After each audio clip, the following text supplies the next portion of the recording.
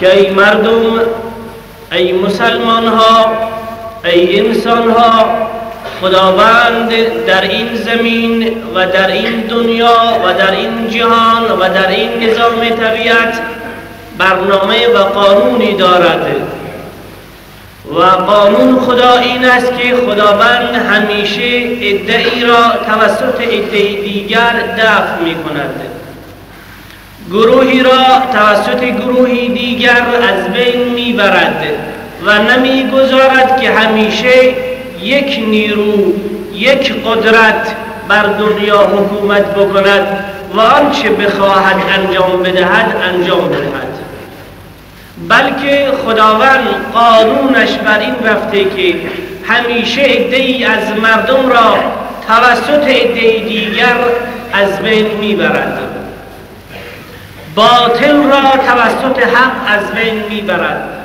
ظلم را توسط عدل از بین میبرد. این قانون خداوند در روی زمین است. اینه که میفرمایند ولولا دفع الله الناس بعضهم ببعض، اگر خداوند دفع نمی کرده، از بین نمی برد گروهی از مردم را توسط گروهی دیگر، یعنی باطل را توسط حق، ظلم و بیداد و ستم را توسط عدالت و قسط و انصاف، اگر خداوند این کار را نمی کرد لهدمت صوامع و بیع و صلوات و مساجد، البته از بین می رفت و نابود می شد عبادت خانه ها. حالا این عبادت خانه ها چه عبادت خانه های یهود باشد، کلیسا باشد، کنیسه باشه، صومعه باشه، مساجد مسلمان ها باشه، فرق می کند. همه اینها از بین می رفتن. لهدمت، البته از بین می رفت، منهدم کرده می شدن این مراکزی که در آنجا اسم خدا برده می شود.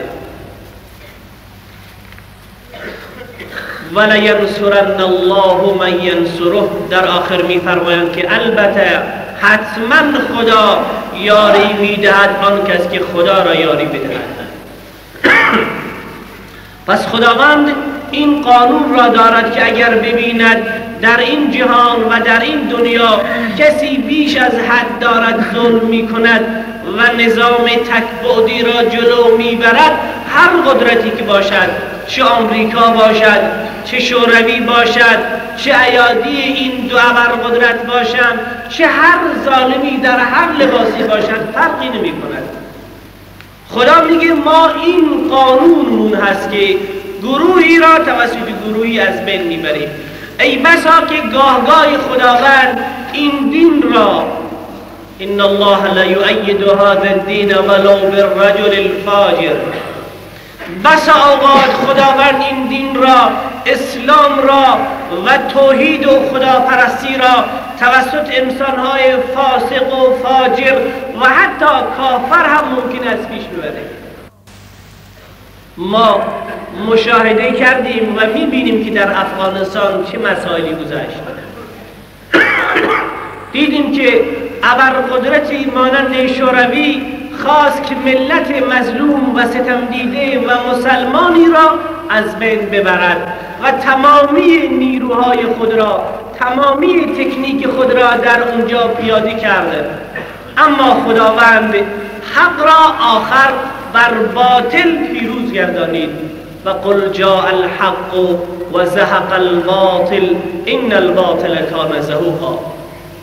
یعنی اگر ما مسلمان ها معتقد به این مبدأ باشیم، معتقد به این اصل قرآنی باشیم که همیشه باطل در هر لباسی که باشد، چه در لباس اسلام باشد، چه در لباس مذهب و مکتب باشد، چه در لباس کفر بواح باشد، فرقی نمی کند. در هر لباسی که باطل باشد ان الباطل کان زهوقا، خدا میفرماد که دیر یا زود باطل از بین خواهد رفت و از بین رفتنی است. درودی بخوانید.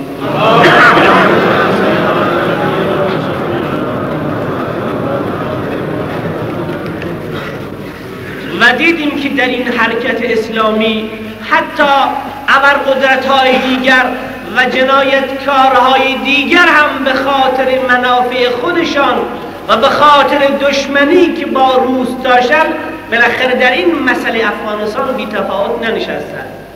این قانون خداست. آمریکا را توسط شوروی را توسط آمریکا و هر دو قدرت را توسط قدرتی دیگر از بین میبرد. باطل را توسط حق از بین میبرد اگر حقی باشد. چرا خدا میگه اگر قرار باشد همیشه یک قدرت در دنیا باشد، یک نظام ظالم و جبار حکومت کند، دیگر هیچ امنیتی در دنیا باقی نخواهد ماند، هیچ مراکز عبادتی باقی نخواهد ماند، همه اینا را این ظالم ها و زورگویان از بین خواهند برد.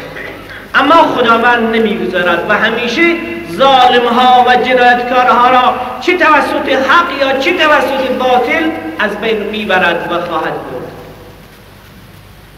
هیتلر میخواست که در دنیا اون نژاد آریایی را تمرکز ببخشه و در دنیا حکومت بکند و دست به هر جنایتی زد، اما دیدیم که از بین رفت.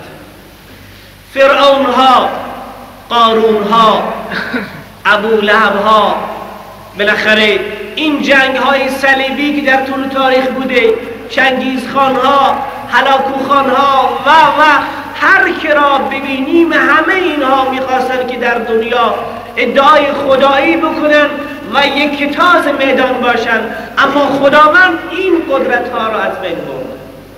باید من شما ای برادر مسلمان معتقد به این مبدأ خدا باشیم که ولینصرن الله من ینصره. کسی که در فکر نصرت خدا باشد یعنی بخواهد دین خدا را یاری بدهد، مکتب را یاری کند و نظام اسلام را در دنیا پیاده بکند، حتما خداوند او را نصرت میدهد و این وعده خداوند است. ولینصرن الله، با تأکید خدا میفرماد که حتما و لازما و بالضروره من آن کس را که دین مرا یاری بکند یاری میکنم.